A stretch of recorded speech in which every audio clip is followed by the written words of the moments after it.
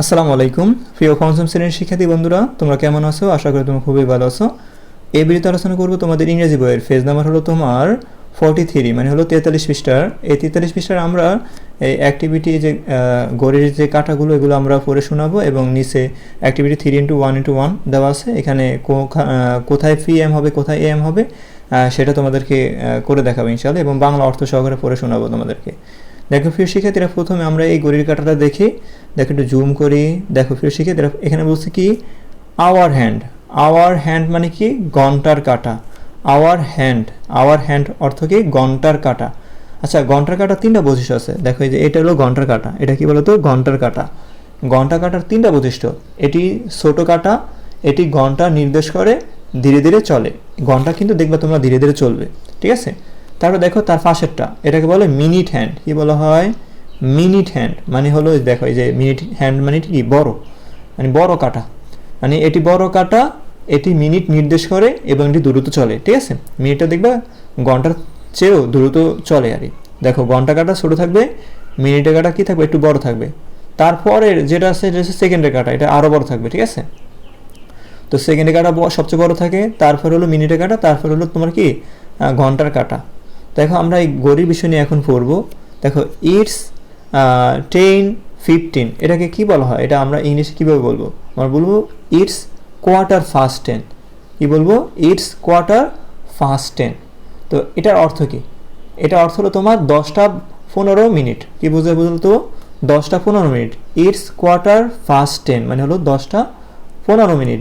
যদি 10:15 বাজে তখন আমরা বলবো ইটস quarter past 10, ঠিক আছে? মানে হলো এখন 10:15 বাজে, ঠিক আছে? আসলে বুঝতে পেরেছো? তারপরে দেখো এটা ইটস 10:13, আমরা এভাবে বলি। কি বলি আমরা? ইটস 10:13। তো আমরা এটা এভাবে না বলে আমরা বলবো ইটস 10:30, এটাও বলতে পারি। আমরা ইটস 10:13ও বলতে পারি, অথবা আমরা এভাবে বলতে পারি ইটস 10:13 কি আমরা বলতে পারি ইটস 10:30, ইটস 10:30। কি বলবো? ইটস 10:30, মানে ঘন্টার উচ্চারণটা সবার শেষে বলবো, আর মিনিটের হিসাবটা আমরা আগে বলবো, মানে মিনিটের উচ্চারণটা আগে বলবো, ঠিক আছে? ইটস 10:30 মানে হলো এখন কি? এখন তোমার 10:30 বাজে, মানে 10:30 বাজে। আশা করি বুঝতে পেরেছো? এখন 10:30 বাজে, এটা বোঝায়। তো এটা তোমরা ক্লিয়ার, মানে হলো 10:30 বা 10:30 বাজে, এটা বলতে পারো। তো এখন দেখো এখানে বলছে কি ইটস 10:45 বলি আমরা এটা। তো আমরা এটা এভাবে বলতে পারি ইটস quarter-to-11। ইটস quarter-to-11 মানে হলো এখন 10:45 বাজে। তো আমরা এটার অর্থ মানে বাংলাতে এভাবে বলতে পারি আমরা যে 11:15 বাকি। আমরা কি বলতে পারি? 11:15 বাকি। It's quarter-to-11।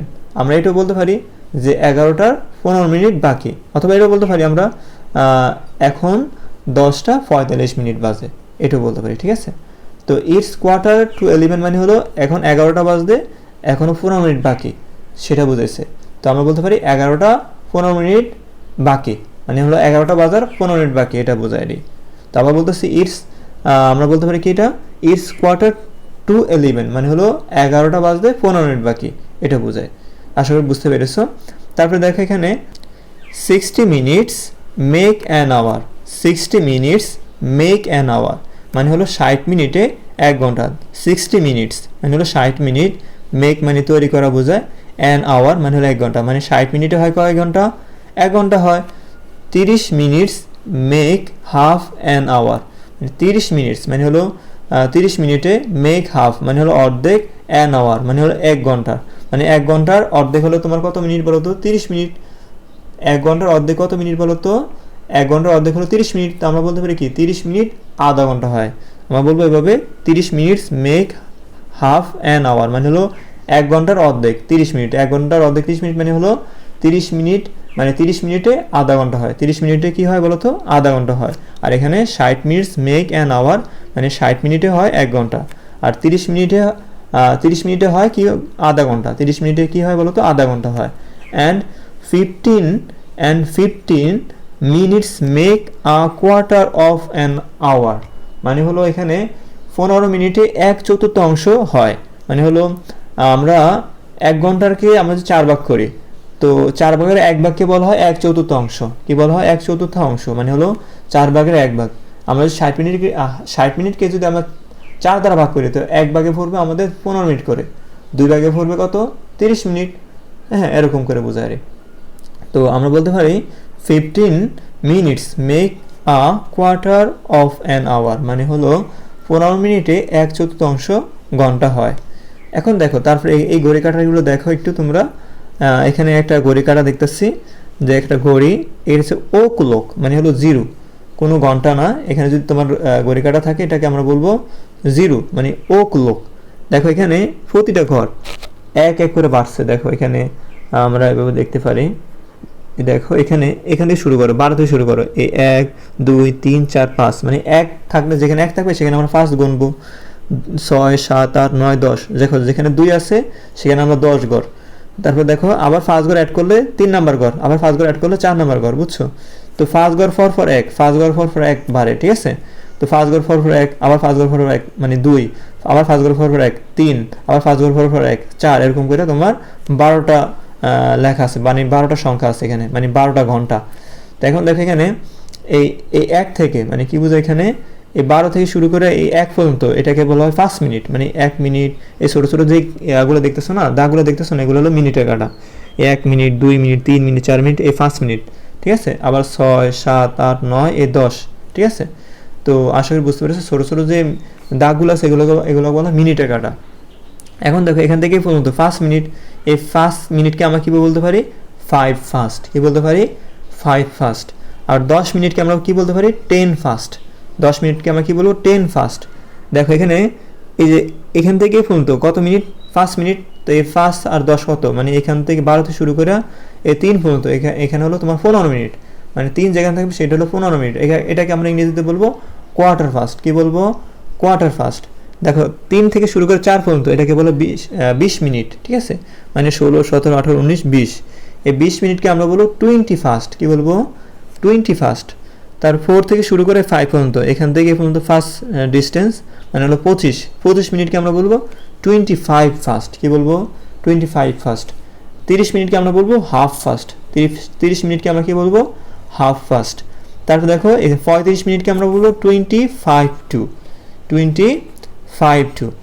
তারপর এই যে হাফের পর থেকে সবগুলোর সাথে 2 যুক্ত হবে।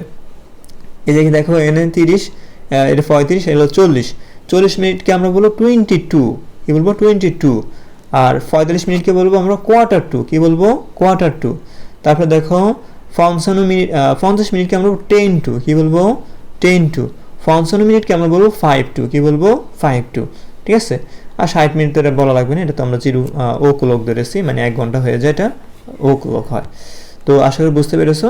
তো এখন দেখো এক্সাম্পল, তো 10, আমরা বলি 10 13, এটাকে আমরা বলবো 10 13 না বললে আমরা বলবো হাফ ফাস্ট 10, এটাও বলতে পারি আমরা 10 13 বলতে পারি। আবার আরেকটা নামে বলতে পারি আমরা হাফ ফাস্ট 10, মানে 10:30, হাফ ফাস্ট 10।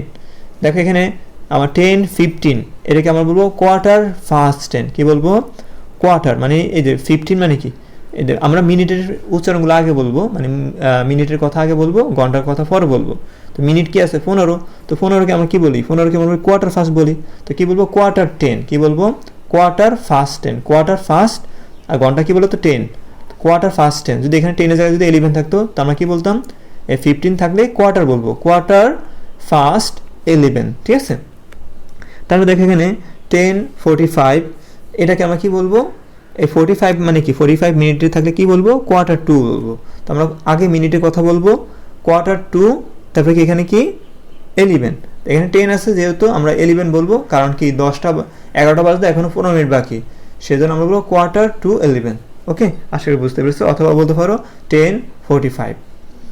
এখন দেখো এখানে আমাদের একটি 3.1 এর write the time using AM and PM, মানে তুমি এখানে কোনটা AM হবে কোনটা PM হবে সেটা তোমাদের লিখতে বলছে। তো চলো আমরা একটি সূত্র জেনে নিই। প্রিয় শিক্ষার্থী বন্ধুরা, রাত 12টা থেকে দুপুর 11:59 পর্যন্ত হয় AM।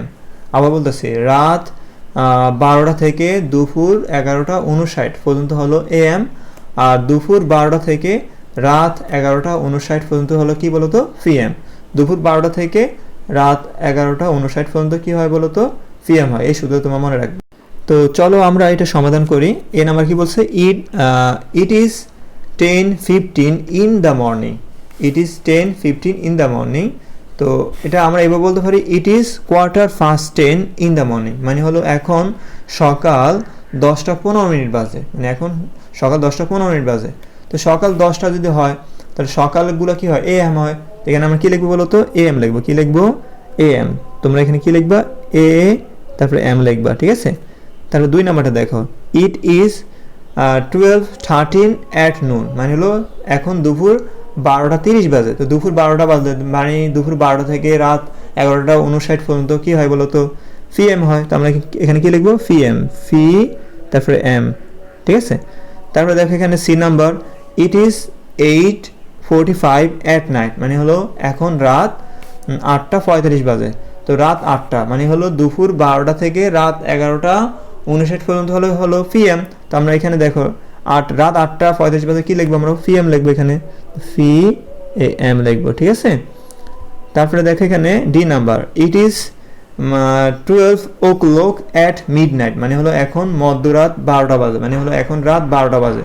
ওই যে কি বলছিলাম রাত 12টা থেকে সকাল 11:59 পর্যন্ত কি হয় বলতো এএম হয়। তো আমরা এখানে কি লিখবো এএম, কি লিখবো এএম, এএম, ঠিক আছে। তারপর দেখো it is 1:45 at mid night, ঠিক আছে। It is 1:45 at mid night, মানে হলো এখন রাত 1:45 বাজে, ঠিক আছে।